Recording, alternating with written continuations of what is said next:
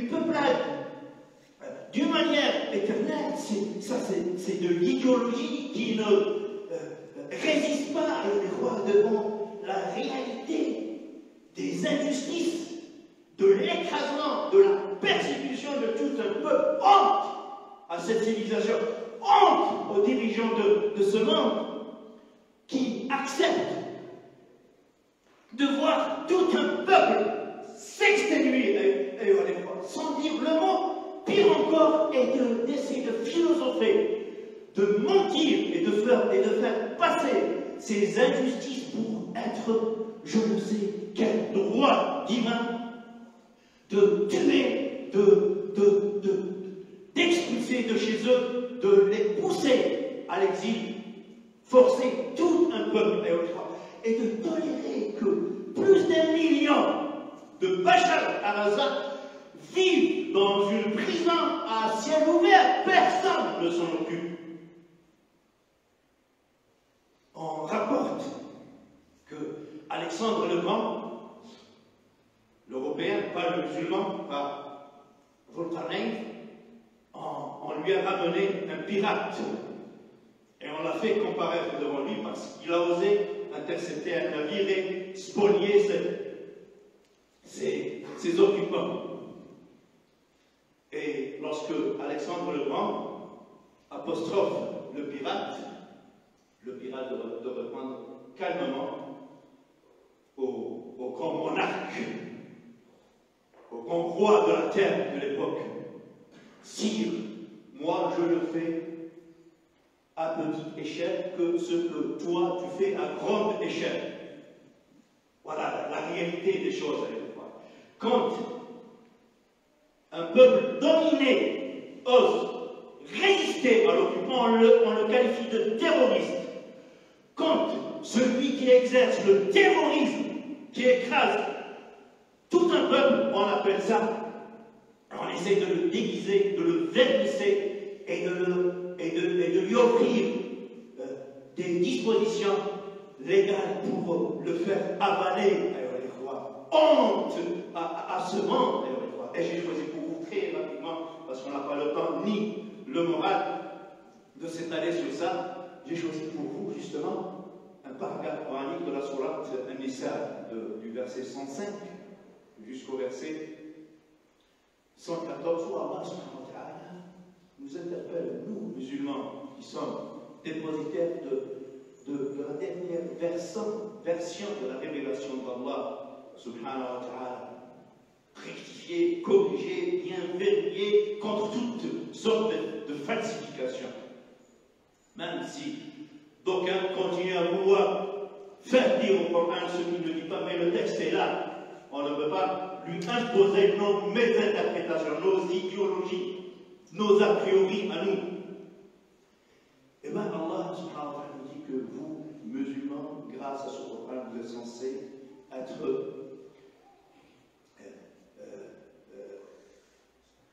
sincère dans l'application de ces valeurs coraniques. Et rien, absolument rien, ni adversité, ni inimitié, ni divergence avec l'autre ne doit vous pousser à être injuste. Il ne faut pas que votre divergence avec l'altérité avec l'autre, en matière religieuse ou politique, ou quel que soit le registre de la divergence, il ne faut pas que cette adversité ou rancune aussi historique, je viens de me parler du colonialisme, mais il faut que je sois capable de m'affranchir de cette rancune. J'essaie d'être le plus juste possible dans le choix de mes mots. Il ne faut pas justement que cette adversité pousse le croyant à être injuste avec l'autre. Ce n'est que comme ça, dans cette manière indivisible de pratiquer la justice, que les valeurs universelles prônées par le Coran et protégées par le Coran auront le dessus sur toutes les injustices. Nurullah, wallahu mutimmu nurahu, walau kariha al-kafirun, walau kariha al-mushrikun. Cette petite histoire, cette principale, c'est une mise en fiction. Bon, après, même si on arrive à dire que pas authentique, ce n'est pas trop grave. L'essentiel, c'est le Coran. Le Coran est là.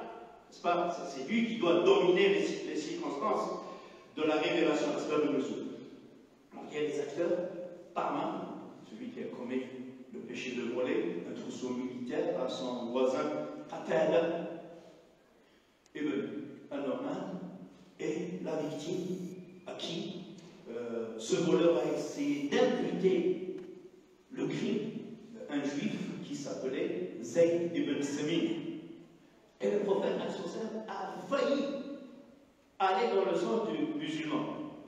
Des préjugés et une disposition à ne pas aller dans le sens des juifs qui ont repoussé le Coran, qui ont déclaré leur inimitié au prophète. Il se peut qu'inconsciemment il ait réagi par rapport à ça, mais il n'a rien fait le prophète. Ce voleur, il était intelligent, donc il a subtilisé le trousseau militaire qui était entreposé, si vous voulez, dans une caisse, traîné le sac qui contenait l'armature dans le trousseau militaire. Il laissait des traces, donc les grains de blé, donc témoigner du passage du voleur par là. Et il est allé jusqu'à la maison du juif pour l'accabler et pour le charger, n'est-ce pas, de ce. Après, il a pris le contenu de ce sac et il l'a mis à l'abri des regards. Les musulmans ont fait une enquête rapide et ils ont vu que les preuves condamnaient les juifs, mais connaissant les antécédents et le récidivisme de Tahman, c'était un récidivisme, donc leur cœur a abattu justement, donc s'est orienté vers ce Tahman. La famille de Tahman, du voleur, est allée nuitamment pendant la nuit essayer de vendre sa version au prophète alayhi salatu wassalam. Après s'être concerté dans un complot, et le Coran il le cite ce complot dans le verset, au matin, ils étaient venus vendre cette version au prophète alayhi salatu wassalam, et le prophète a failli rendre justice en faveur de Tahman contre le juif que les preuves incriminent en fait. S'il y avait Allah subhanahu wa ta'ala qui a fait descendre une révélation qui sera récitée jusqu'au jour du jugement dernier, nous avons fait descendre sur toi le livre qui contient la vérité afin que tu puisses trancher les contentieux, arbitrer les litiges en fonction de ce que Allah t'a inspiré, t'a montré. Donc c'est dire qu'il ne reçoit pas la révélation pour rendre la justice. Donc il est envoyé à lui-même. C'est un juge. Au moment de rendre justice, il ne reçoit pas la révélation. Donc il se peut qu'il se trompe. Lui-même, dans le hadith de Bukhari, il dit: vous me soumettez vos conflits, vos contentieux, et je ne suis qu'un être humain parmi vous. Et il se peut qu'une partie au conflit soit plus éloquente, qu'elle conduise mieux sa plaidoirie que l'autre partie, et que je rende la justice en sa indûment, et que je rende indûment la justice en sa faveur. Gare à vous, celui en faveur de qui je rends la justice indûment, qu'il ne prenne pas, qu'il n'accepte pas, parce qu'en fait c'est un cadeau infernal, un cadeau empoisonné, mais de la bouche du prophète c'est un cadeau pire qu'empoisonné, un cadeau infernal que je lui sers, parce que si moi je me trompe, Allah, il ne m'en tiendra pas rigueur.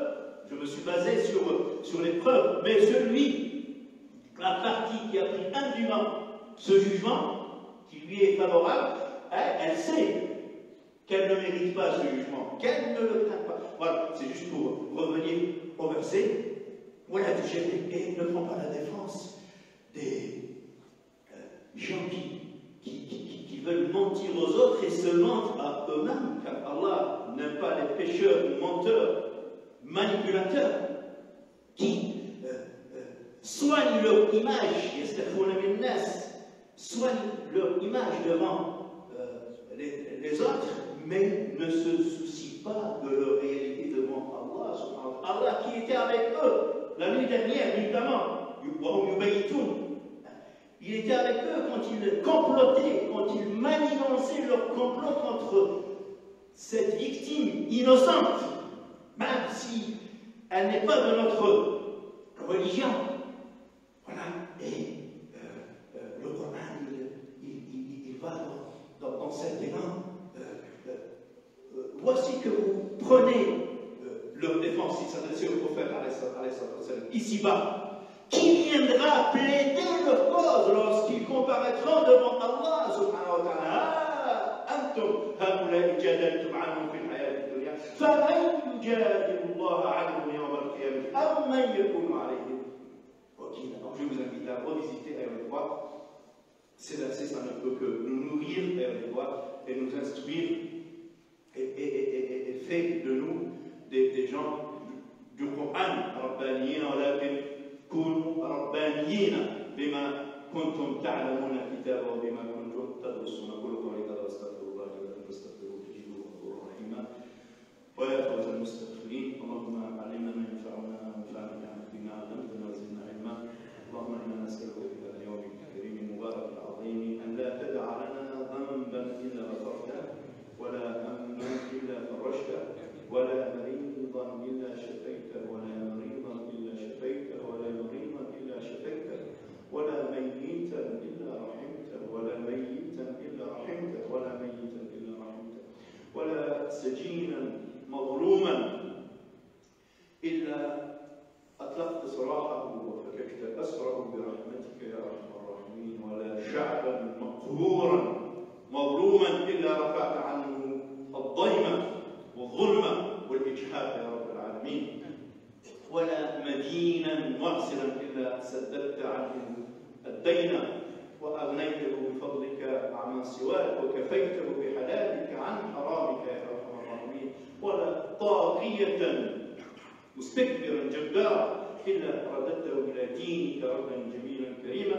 والا اخذته اخذ عزيز مقتدر ولا حاجه هي لك رضا ولنا فيها صلاح وفلاح ونجاح في الدنيا والاخره الا رضيتها وقضيتها ويسرتها برحمتك يا ارحم الراحمين. ربنا هب لنا من ازواجنا وذرياتنا قرة اعين واجعلنا اللهم للمتقين اماما. ربنا حبب الينا الايمان وزينه في قلوبنا وكرر الينا الكفر والفسوق والعصيان واجعلنا اللهم من الراشدين فضلا منك اللهم ونعما. ان الله يامر بالعدل والاحسان وايتاء ذي القربى وينهى عن الفحشاء والمنكر والبغي يعظكم لعلكم تذكرون. فاذكروا الله يذكركم واشكروه يزدكم واستغفروه يغفر لكم. ويا فوز المستغفرين واقم الصلاه.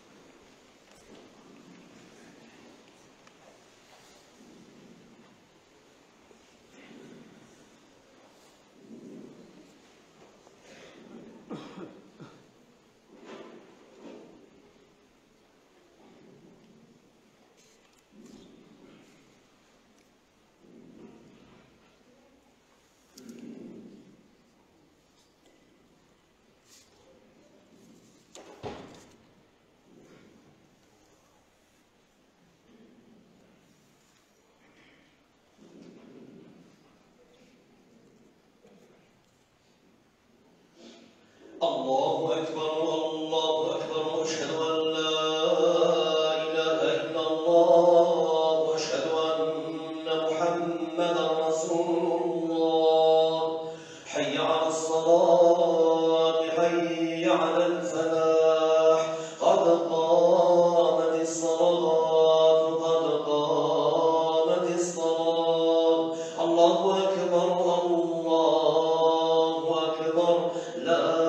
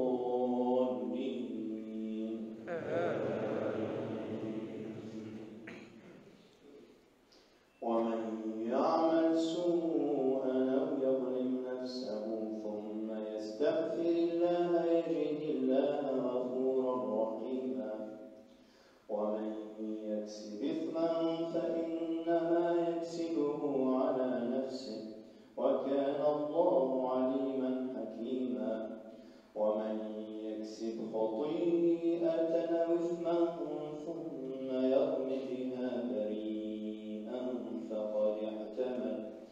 فقد احتمل بهتانا وإثما مبينا ولولا فضل الله عليك ورحمته لهم طائفة منهم أن يضلوك وما يضلون إلا أنفسهم وما يضرونك من شيء وأنزل الله عليك الكتاب والحكمة وعلمك ما لم تكن تعلم وكان فضل الله عليك عظيما.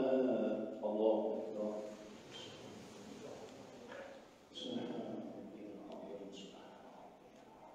سمع الله لمن حمده. الله أكبر.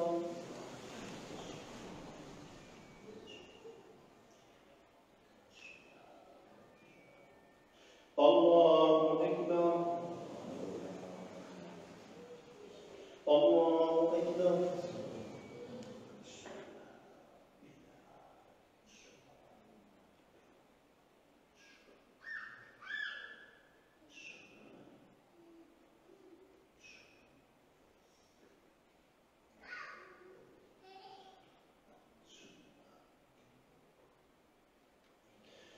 الله أكبر.